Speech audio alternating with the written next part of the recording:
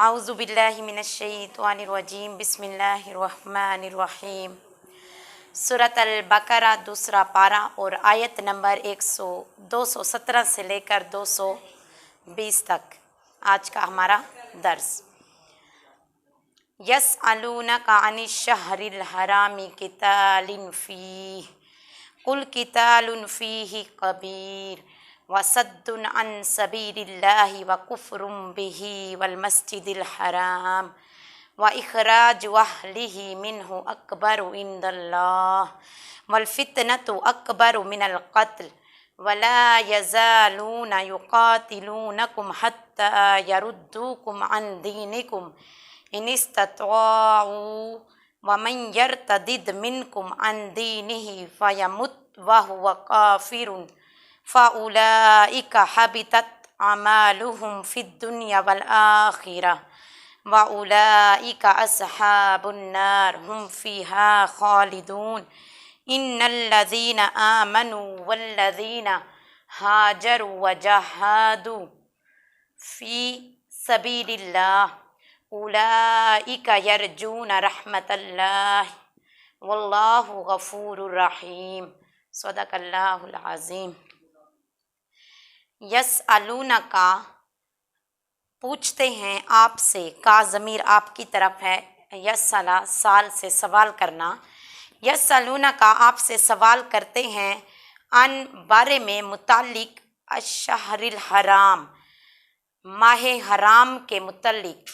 ये पीछे हमने देखा था कि हुर्मत वाले महीने 4 हैं, ज़िलक़दा है, ज़िलहज है, मुहर्रम है और रजब है। तो उन 4 महीनों में जंग के मुतालिक आपसे सवाल करते हैं।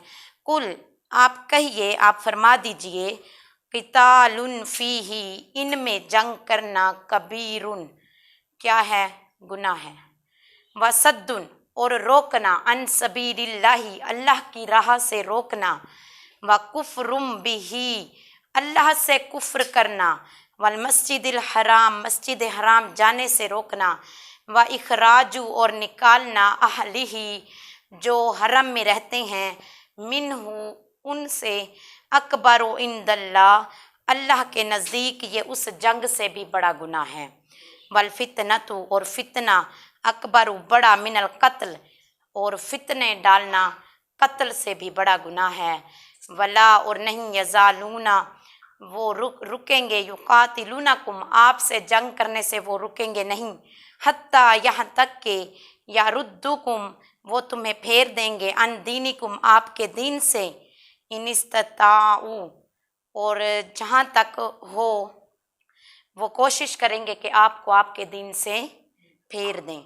व मन यर्तदिद और फिर जो मुनकर हो गया, मुर्तद हो गया, अन दीन ही अपने दीन से, फ़ायमुत फिर वो मर गया, वाहु व काफ़िरुन तो वो काफिर है। फ़उलाइका और यही वो लोग हैं, हाबितत अमालुहुम जिनके अमाल ज़ाया हो गए, फ़िद दुनिया वल आखिरा दुनिया और आखिरत दोनों में उनके अमाल ज़ाया हो गए। वाउलाइका और वही लोग अस्हाबुन नार दोज़खी हैं, जहन्नमी हैं, हुम फ़ीहा ख़ालिदून उसमें हमेशा रहने वाले हैं। अब पहले हम रब्ते आयात देखेंगे। पहले अल्लाह ने मुसलमानों पर क़िताल और जिहाद को, पिछले सबक में हमने देखा था कि जिहाद को अल्लाह ने फ़र्ज़ करार दिया, उसके मुतल्लिक़ आयात आई हुई थी। यहाँ एक सवाल की गुंजाइश थी, आया हुर्मत वाले महीने में भी क़िताल जायज़ है या नहीं। तो 2 हिजरी में नबी सल्लल्लाहु अलैहि वसल्लम ने मुशरिकीन के अहवाल पर नज़र रखने के लिए अब्दुल्ला बिन जहश की क़ियादत में एक लश्कर भेजा था, और उसमें से एक शख्स था अमर बिन हज़रमी, और वो मुशरिक था, वो कत्ल हो गया था। तो इसमें मौरख़ीन ने इख्तलाफ किया कि ये लश्कर जमादिल उखरा में भेजा था या रजब में। बहरहाल अमर बिन हज़रमी का कत्ल रजब में हो गया, और रजब कौन सा महीना है, हुर्मत वाला महीना है। तो इस पर मुशरिकीन ने एतराज़ात किए। एक तरफ तो मोहम्मद सल्लल्लाहु अलैहि वसल्लम हमें दीन पर अमल करने की तरगीब देते हैं, और दूसरी तरफ फिर उन्हीं महीनों में जंग करते हैं जिनमें क़िताल क्या है, हराम है। तो ये उन्होंने एतराज़ात किए। फिर अल्लाह पाक ने उस वक्त ये आयत नाजिल फरमाई, تو اس سے پہلے ہم یہ دیکھیں گے عبداللہ بن جہش جو لشکر لے کر گئے تھے اس کی تفصیل کیا ہے۔ اس کی تفصیل کچھ اس طرح ہے کہ رجب میں رسول صلی اللہ علیہ وآلہ وسلم نے عبداللہ بن جہش کو 8 مہاجرین کے ساتھ روانہ کیا، یعنی ایک آپ تھے، 8 اور لوگ تھے جو آپ کی قیادت میں تھے، اور بعض کہتے ہیں کہ 12 بھی تھے، لیکن بہرحال پھر رسول صلی اللہ علیہ وآلہ وسلم نے عبداللہ بن جہش کو ایک خط دیا اور فرمایا کہ 2 دن سفر کرنے کے بعد اس خط کو کھول کر پڑھ لینا، پھر جو اس میں نے احکامات اور ترغیبات دی ہیں اس پر عمل کرنا۔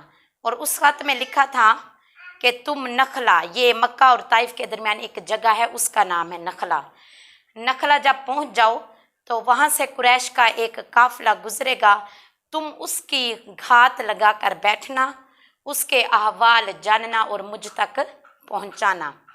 تو حضرت عبداللہ بن جہش نے خط پڑھ کر اپنے اصحاب کو سنایا، وہ سب باخوشی یہ تمام کرنے پر تیار ہو گئے۔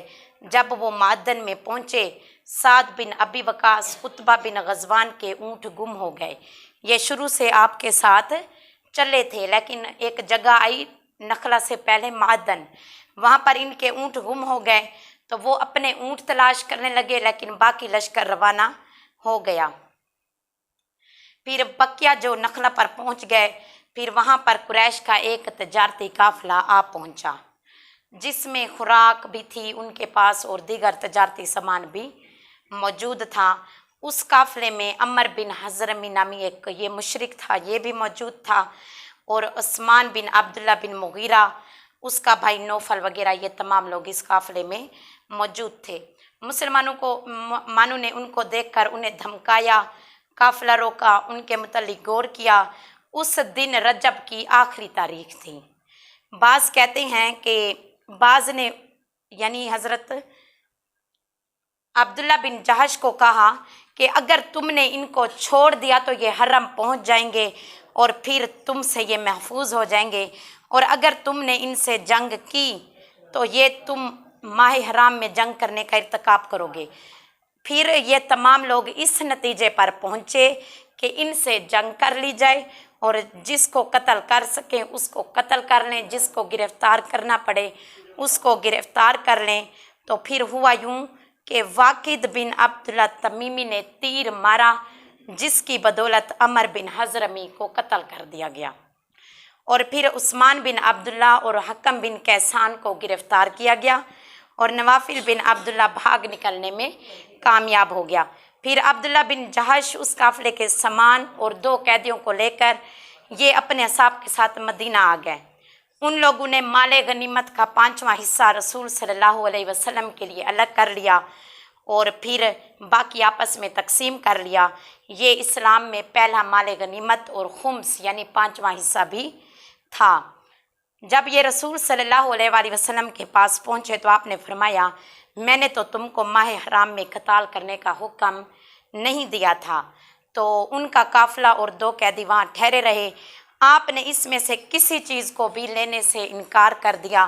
اس وقت ان مسلمانوں کو بہت پشیمانی ہوئی، اور دیگر نے بھی ان کو ملامت کی اور کہا، تم نے وہ کام کیا ہے جس کا تمہیں حکم نہیں دیا گیا تھا، تم نے ماہ حرام میں قتال کیا، حالانکہ تم کو لڑنے کا حکم تو نہیں دیا گیا تھا۔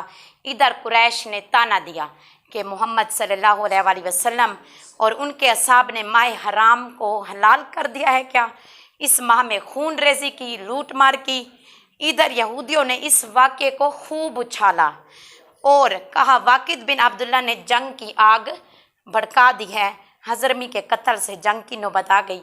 اس وقت اللہ نے یہ آیت نازل فرمائی کہ یہ تم سے ماہ حرام میں قتال کے متعلق، جنگ کے متعلق پوچھتے ہیں، ان سے کہیں کہ یہ گناہ ہے، یہ گناہ ہے، اور اس سے بھی بڑا گناہ فرمایا وہ ہے جو تم کر رہے ہو آپس میں مل کر، یعنی لوگوں کو اسلام قبول کرنے سے روکتے ہو، اللہ کا کفر کرنے پر مجبور کرتے ہو، مسلمانوں کو مسجد حرام میں جانے سے روکتے ہو، آپس میں فتنہ پھیلاتے ہو، تو یہ اس گناہ سے بھی بڑا ہے جو ماہ حرام میں قتال کرنا ہے۔ تو پھر یہ ہوا کہ اس میں یہ ہوا تھا کہ کچھ لوگوں کو فدیہ دے کر چھڑوا دیا گیا تھا، اور ان میں سے حکم بن کیسان وہ تھا جو مسلمان ہو گیا تھا، اور پھر رسول صلی اللہ علیہ وسلم کے پاس مدینہ میں ہی رہا حتیٰ کہ بئر معونیہ کے واقعے میں شہید ہو گیا۔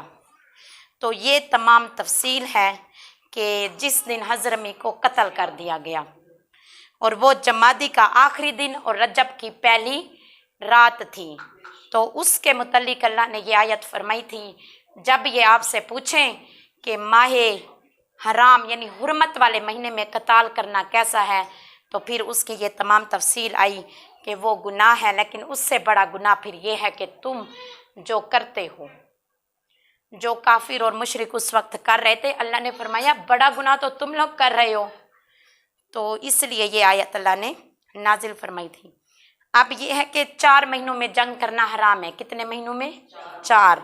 ایک ہے، 3 تو ترتیب سے ہیں، ذی القعدہ، ذی الحجہ اور محرم۔ ذی القعدہ، ذی الحجہ، محرم، اور ایک رجب ہے۔ اب ان میں جنگ کرنا کیوں حرام ہے میں بتاتی ہوں کہ ذی القعدہ، ذی الحجہ اور محرم یہ 3 مہینے ایک تو ترتیب سے ہیں، دوسرا ذی الحجہ میں کیا جاتا ہے حج۔ کیا کیا جاتا ہے؟ حج۔ اور ذی القعدہ میں حج والے جاتے ہیں، محرم میں واپس آتے ہیں، یعنی یہ حج کے سفر کے آنے اور جانے کے مہینے ہیں، اسی لیے اللہ نے ان میں جنگ کرنا حرام قرار دیا ہے۔ پھر ایک رجب ہے، اس میں کیوں؟ اس میں لوگ عمرہ کے لیے جاتے ہیں، تو اسی لیے اللہ نے ان مہینوں کی حرمت جو ہے وہ رکھی ہے۔ اور یہ صرف ہماری شریعت میں نہیں بلکہ حضرت ابراہیم علیہ السلام کے دور سے یہ مہینے حرمت والے کہلاتے ہیں، کیونکہ ان کے مہینوں میں بھی سفر کے لیے حج سفر انہی مہینوں میں باندھا جاتا تھا اور واپس آیا جاتا تھا، اور رجب میں عمرے کی تیاری کی جاتی تھی۔ پھر اللہ نے سورۃ التوبہ کی آیت نمبر 5 میں فرمایا فَاقْتُلُوا الْمُشْرِكِينَ حَيْثُ وَجَدتُّمُوهُمْ، تم مشرکین کو جہاں بھی پاؤ انہیں قتل کر دو۔ تو اس سے تو معلوم ہوتا ہے کہ کسی بھی مہینے میں، کسی بھی دن، کسی بھی وقت مشرک کو قتل کیا جا سکتا ہے، یہ دلیل دے رہے ہیں۔ تو لیکن یہ ہے کہ ایک عطا نے کہا کہ یہ حرمت منسوخ نہیں ہوئی تھی، کیونکہ اللہ کی قسم کھا کر کہتے تھے کہ لوگوں کے لیے حرم میں اور حرمت والے مہینوں میں جنگ کرنا جائز نہیں ہے، مدافعانہ جنگ کرنی پڑے، یعنی پہلے وہ آ کر حملہ کریں پھر آپ اپنا دفاع کے لیے جنگ کریں گے، وہ جائز ہے، ورنہ ایسی جنگ جائز نہیں ہے کہ پہلے آپ انہیں دعوت دیں آؤ ہم جنگ کریں، تو یہ حرام ہے۔ مدافعانہ جنگ جو ہے وہ جائز ہے، کیونکہ اللہ نے فرمایا ان مہینوں میں جنگ کرنا کیا ہے؟ گناہ کبیرہ ہے۔ آپ مدافعانہ اپنی جان مال کی حفاظت کے لیے تو جنگ کر سکتے ہیں، لیکن خود سے جنگ کی پہل نہیں کر سکتے۔ تو یہ آیات اس سلسلے میں نازل ہوئی تھی۔ پھر آگے اللہ نے فرمایا جو شخص اپنے دین سے مرتد ہو گیا یعنی پھر گیا اور وہ حالت کفر میں ہی مر گیا، تو ان لوگوں کے نیک اعمال دنیا اور آخرت دونوں میں ضائع ہو گئے، اور یہ لوگ جہنمی ہیں جس میں وہ ہمیشہ رہیں گے۔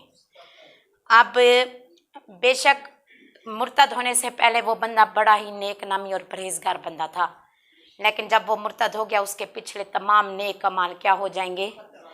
ضائع ہو جائیں گے، اللہ ضائع کر دے گا۔ پھر کہتے ہیں کہ مرتد ہوتا کون ہے اصل میں؟ یہاں اس کی تعریف آئی ہوئی ہے، جو مسلمان صاحب عقل ہو، مکلف ہو اور بغیر نیند اور نشے کے دین اسلام سے پھر جائے، یعنی اپنے پورے ہوش و حواس میں عقل رکھتے ہوئے، مکلف ہوتے ہوئے اپنے دین سے پھر جائے گا، وہ کون ہوگا؟ مرتد ہوگا۔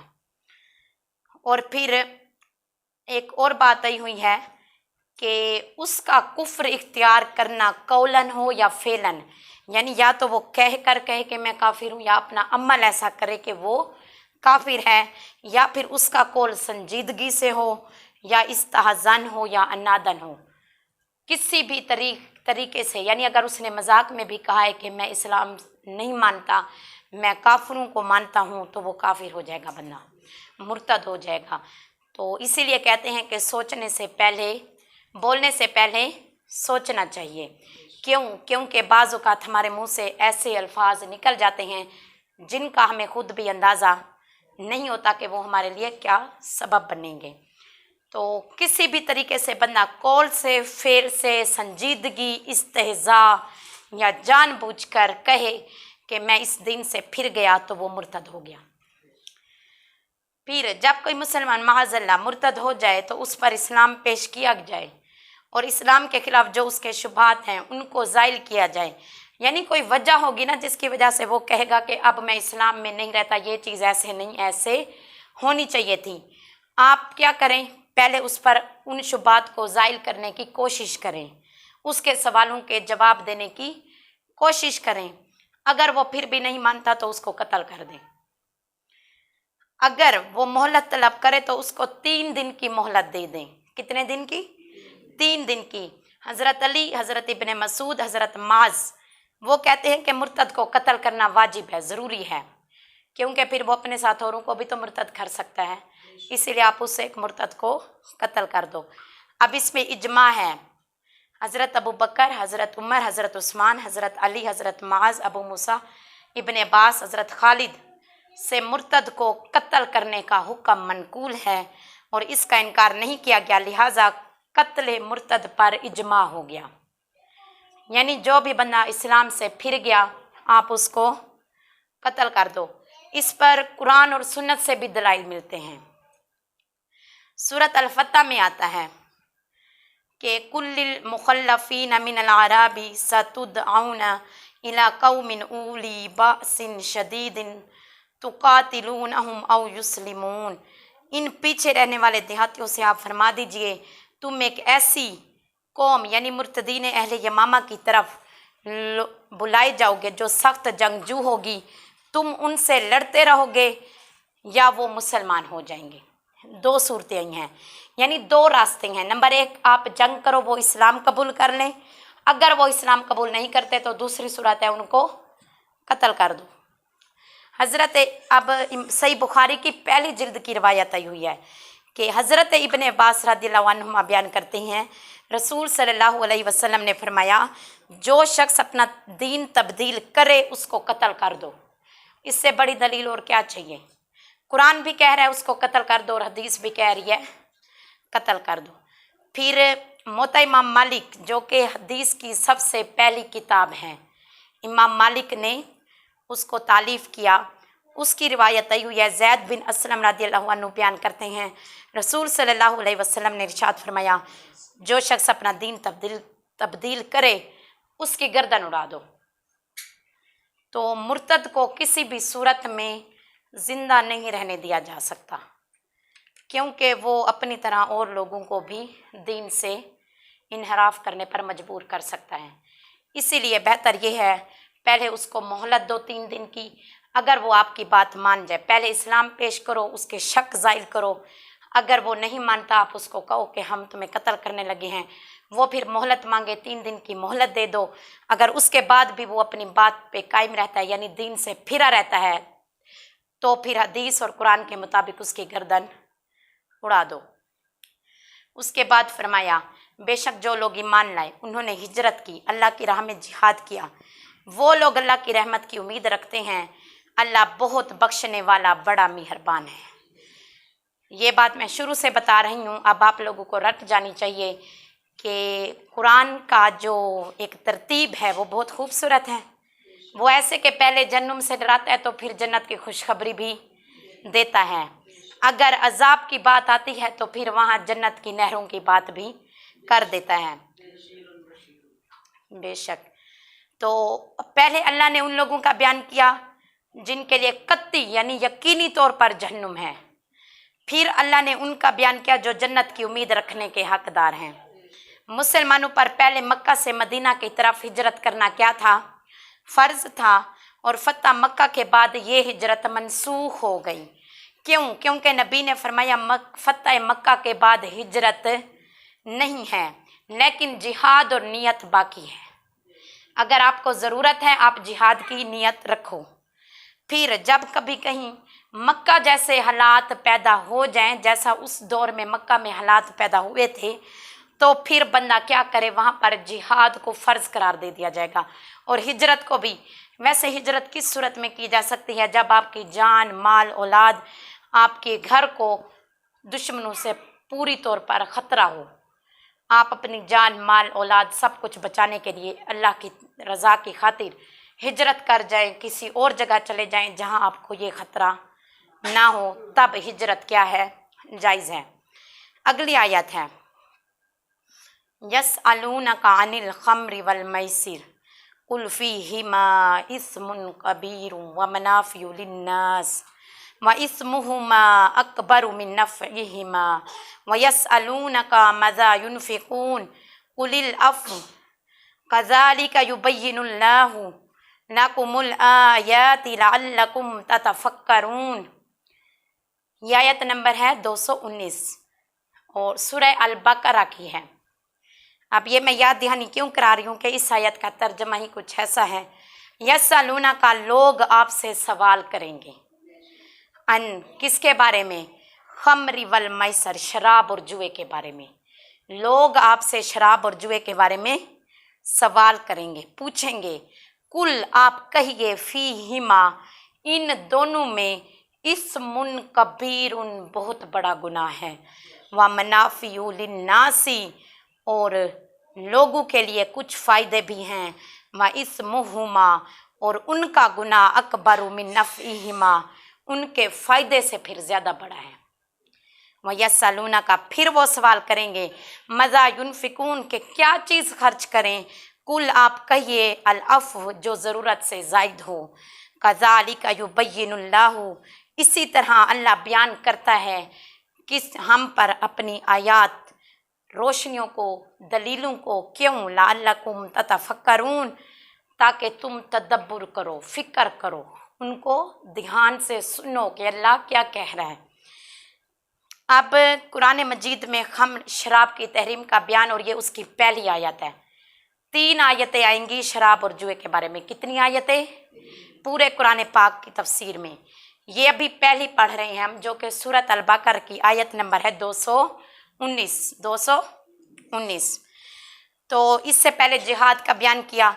अब अरब में ये था कि शराब बहुत आम थी, शराब का आम रवाज था। शराब और जिहाद दोनों साथ साथ नहीं चल सकते।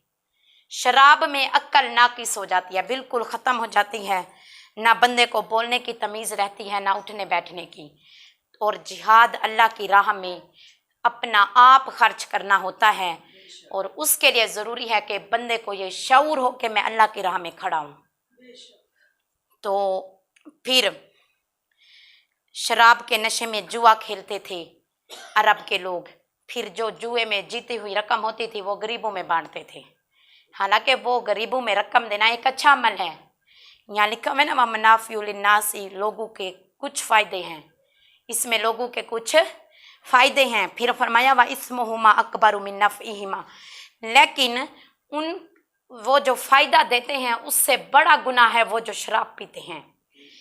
जुए में रकम जीत कर फिर गरीबों में दान करते थे। हालांकि गरीबों की मदद करना एक बहुत अच्छा अमल है, उसकी हमें तरगीब दिलाई गई है, लेकिन जुए के पैसों से तो नहीं तरगीब दिलाई गई ना, हलाल की कमाई से हमें तरगीब दिलाई गई है। हमने 2 दिन पहले ही एक सबक पढ़ा था कि अगर कोई बंदा हराम चीज़ सदका करेगा तो वो काफिर होगा, लेने वाला भी देने वाला भी, अगर लेने वाले को पता लग जाए कि ये हराम की कमाई के पैसे हैं। यही पढ़ा था ना। तो यहाँ पर भी वही बात आ रही है कि ये जुए के पैसों से फिर सदका करते थे। फिर अल्लाह ने फरमाया कि ऐसा मुमकिन नहीं है कि तुम हराम काम करके फिर कहो कि अब हमने हलाल किया तो हमारा हराम काम का गुनाह नहीं होगा। वो जो हराम कर रहे हो वो तो तुम लोग का है पड़ा। फिर आगे इमाम इब्न जरैर अपनी सनद के साथ रवायत करते हैं, ज़ैद बिन अली अल्लाह ताला ने खम्र यानी शराब के मुतालिक 3 आयतें नाजिल की। एक ये आयत है, शराब पीने से वक्ती जोश और हैजान पैदा होता है और जुए के ज़रिए आसानी से जीती हुई रकम हासिल होती है। ज़माने जालियत में ये रकम गुरबा पर खैरात कर दी जाती थी। उन फ़वाइद की बिना पर लोगों ने अपने आप से शराब और जुए के मुतालिक सवाल किया। अब यही वजह थी कि उन्होंने आकर हुज़ूर अलैहिस्सलातु वस्सलाम से सवाल किया कि ये जो हम शराब पीते हैं, फिर जुए की जीती हुई रकम लेते हैं, फिर गरीबों में ख़र्च करते हैं, तो फिर इसके मुतल्लिक अल्लाह ताला का क्या फरमान है। तब अल्लाह ने ये आयत नाजिल फरमाई और इसमें यह है, फिर जो लोग शराब पीते थे वो नमाज के औकात में शराब पी कर नमाज पढ़ने चले जाते थे।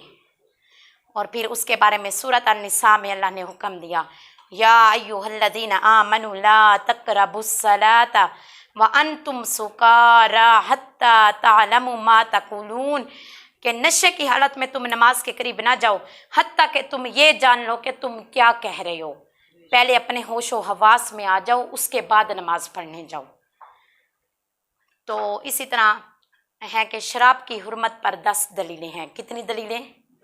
मैं 10 की 10 आपके सामने रखूँगी। पहले, शराब का जिक्र, जुए, बुतों के चढ़ावों की जगह, बुतों के पास यानी फाल निकालने वाले जो तीर होते हैं, नजूमी जिन्हें हम कहते हैं, ये तमाम चीज़ें क्या हैं? हराम हैं। क्या हैं? हराम हैं। गैब का इल्म सिर्फ अल्लाह के पास है। इसके अलावा किसी बंदे को ये इख्तियार नहीं है कि वो बैठकर आपको बताए कि आपकी शादियाँ इतनी होंगी, आपकी तलाक़ें इतनी होंगी, आपके बच्चे इतने होंगे, आपको कोठी मिलेगी, बंगला, या आपको झोंपड़ी मिलेगी। ये सिर्फ अल्लाह जानता है। उसके बाद दूसरी दलील, शराब को रिज्स, नजस करार दिया गया है, यानी नापाक चीज़, और हर नापाक क्या है? हराम है। क्या है? हराम है। तीसरी दलील, शराब को शैतानी काम फरमाया और शैतानी काम हराम है। चौथी, शराब पीने से इज्तनाब का हुक्म दिया, इससे इज्तनाब करना फ़र्ज हुआ, जिसने इज्तनाब ना किया वो हराम कर रहा है। जिस चीज़ से अल्लाह ने मना कर दिया बंदा उससे ना रुके, यानी अल्लाह के ख़िलाफ़ जाए, अल्लाह से बगावत करे, उससे बड़ा मुनकर कौन होगा। उसके बाद पाँचवां, हसूल फलाह को शराब से इज्तनाब पर मलक फरमाया। इज्तनाब इसका फ़र्ज़ है और इसका इर्तिकाब जो है वो ज़रूरी हराम है। बल्कि शराब के सबब से शैतान दावत पर उतर आता है, दुश्मनी करता है, बंदा खुद शैतान बन जाता है। शैतान ने आकर क्या दुश्मनी करनी है? तो इसीलिए अदावत क्या है? हराम है। दुश्मनी क्या है? हराम है।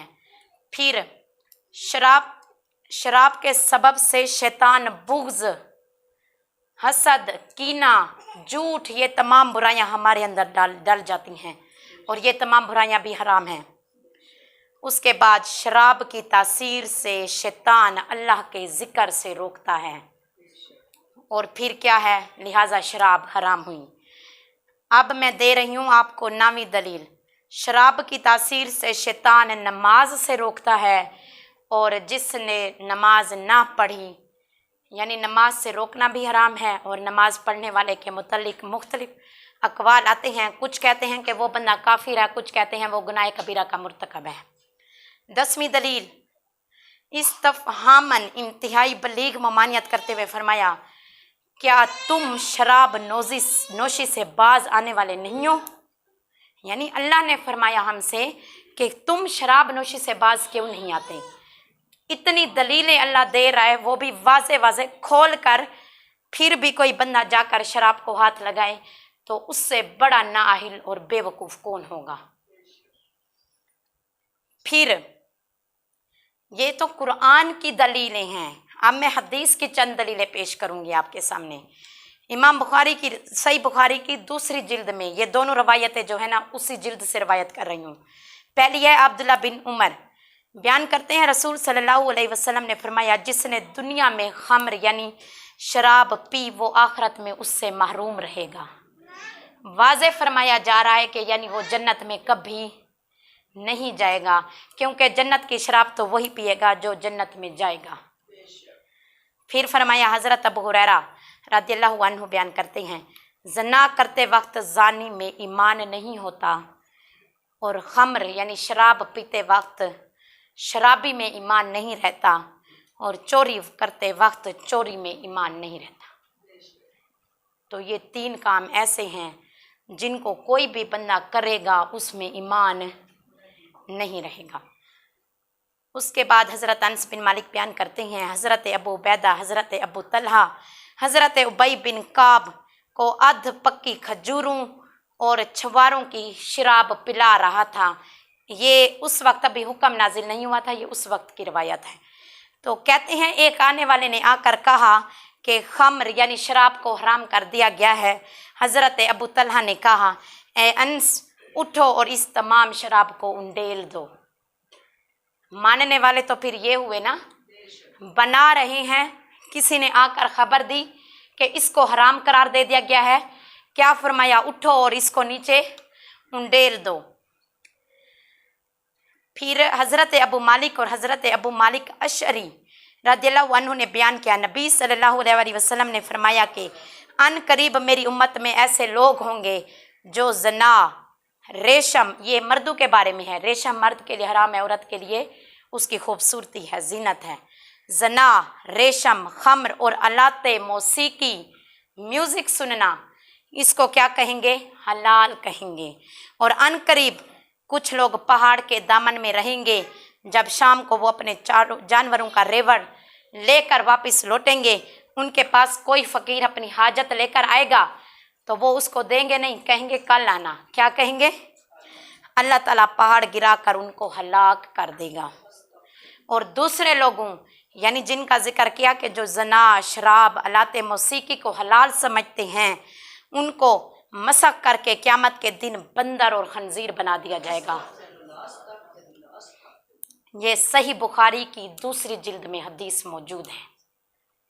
ये दोनों जिनमें मैंने ये वईदें सुनाई हैं, इससे बड़ी दलील और आपको क्या चाहिए। फिर हज़रत उमर बिन अल-खत्ताब रज़ियल्लाहु अन्हु बयान करते हैं, उमर यानी हज़रत उमर ने दुआ की कि ऐ अल्लाह, खुम्र, शराब के मुतल्लिक शाफ़ी हुक्म बयान फरमा। तो उस वक्त ये वाली आयत नाजिल हुई सूरह अल-बकरा की। फिर उमर ने दुआ की, या अल्लाह, शराब के मुतल्लिक, खम्र के मुतल्लिक शाफ़ी हुक्म नाजिल फरमा। उस वक्त सूरह निसा में जो आयत के मुतल्लिक शराब की आयत है वो नाजिल हुई। फिर रसूल सल्लल्लाहु अलैहि वसल्लम के मनादी ने नदा की कि कोई शख्स नशे की हालत में नमाज के करीब ना जाए।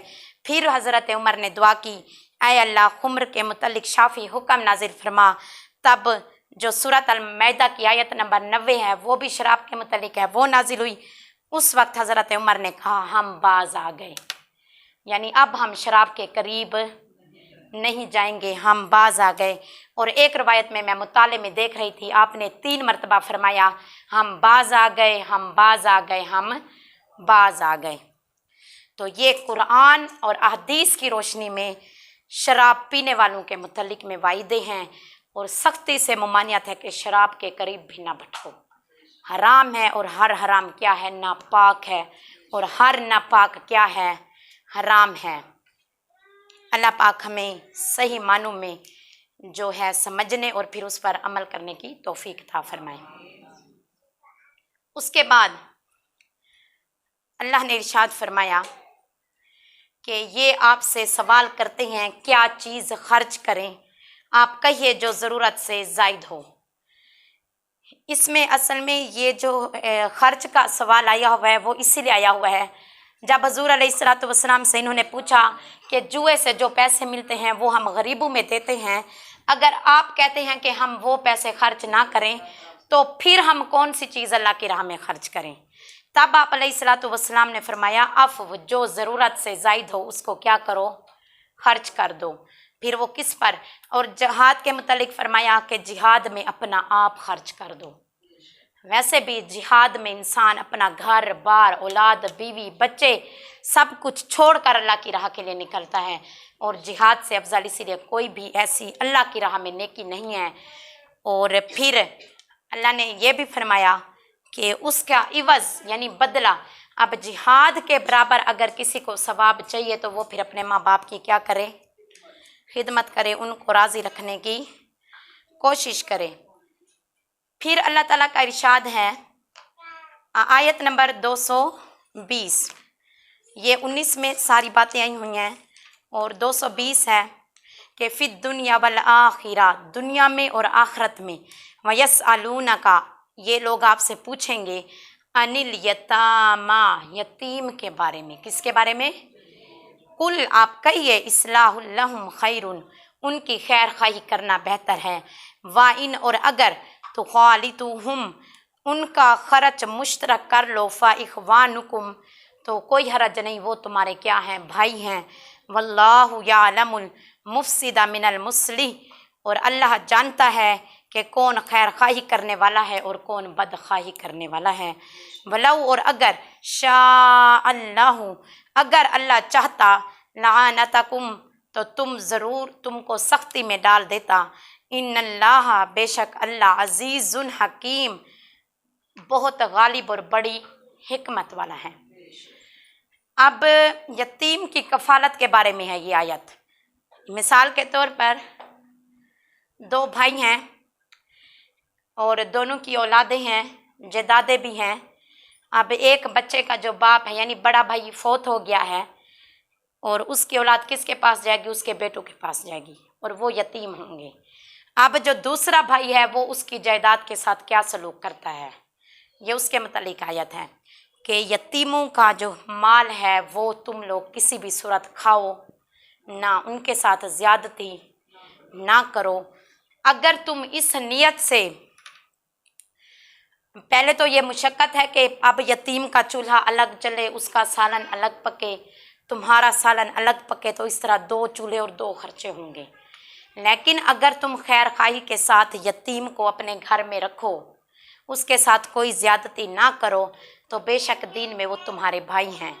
और फिर अल्लाह ने आगे खुद ही फरमाया है कि मैं आलिमुल गायब हूँ, मैं जानता हूँ कौन खैर खाही के साथ यतीम की परवरिश कर रहा है, कौन बदखाही के साथ। यानी अगर तुम्हारे दिल में उसके लिए कोई नफाक, कोई बुरी बात है, तो मैं अल्लाह जानता हूँ कि तुम किस नियत से उसको अपने घर में रख कर बैठे हो, उसकी दौलत की वजह से या उसको मेरे कहने पर सहारा देकर। तो यतीम की जो है यानी उसका माल किसी भी सूरत हड़प नहीं करना चाहिए कभी भी, क्योंकि ये कुरान कह रहा है कि यतीम के साथ अच्छे सलूक से रहो। वैसे भी यतीमों के वाली हमारे आका अलैहिस्सलातु वस्सलाम ने इरशाद फरमाया कि जो कोई यतीम बच्चे के सर पर हाथ फेरे, उसके हाथ के नीचे जितने बाल गुजरेंगे उसके उतने गुनाह बख्श दिए जाएंगे। तो यतीम की बहुत अहमियत है। अब कुछ लोग हम में से ऐसे हैं जो यतीमों का माल हड़प कर जाते हैं, सिर्फ दुनियावी लालच और गरज में, सिर्फ अपनी दुनिया को देखते हुए ख्याल नहीं करते। अल्लाह ने इन यतीमों के मुतालिक क्या हुक्म फरमाया है? अल्लाह कह रहे हैं उनके साथ खैर खाही करो, अच्छा सलूक करो, और अगर तुम उनके साथ बदखाही भी कर रहे होगे तो मैं अल्लाह जानने वाला हूँ तुम्हारे दिल में क्या चल रहा है। और यतीम के साथ बुरा करके कभी भी कोई ज़िंदगी में खुश नहीं रह सकता। और मकाफात की स्टोरीज़ भी चलती हैं, तो उनमें एक स्टोरी मैंने देखी थी, मुझे याद है, वो बच्ची होती है यतीम, तो उसका जो ताया होता है उसका सारा माल मतलब ले लेता है, उसकी गरीब के साथ शादी कर देता है। लेकिन इन रिटर्न मकाफात में जो उसका ताया होता है उसको ऐसी बीमारी लगती है नाउज़ बिल्ला कि वो कोई भी डॉक्टर उसको ठीक नहीं कर सकता। आखिर में वो उस बच्ची को बुलवाता है, उससे माफ़ी मांगता है, वो कहता है मुझे माफ़ कर दो। जब वो माफ़ करती है तो वहीं पर उसका दम निकल जाता है। तो कभी भी यतीम के साथ बुरा करने का सोचना भी नहीं चाहिए अगर आपको पता लगे। और अगर आपके रिश्तेदारों में कोई यतीम है तो उसका ज़्यादा ख्याल रखो। क्यों? एक उसकी यतीमी का और दूसरा ये कि वो आपका करीबी रिश्तेदार है। करीबी रिश्तेदारों की बहुत फजीलत है हमारे इस्लाम में, तो इसीलिए इन चीज़ों का ख्याल रखना चाहिए। आज यहाँ तक हमारा सबक भी ख़त्म हो गया, आयत नंबर 220 तक। अल्लाह से दुआ है कि अल्लाह हमें सही सुनने, समझने और उस पर अमल करने की तौफीक अता फरमाए। वमा अलैना इल्लल बलागुल मुबीन। सदक़ल्लाहुल अज़ीम।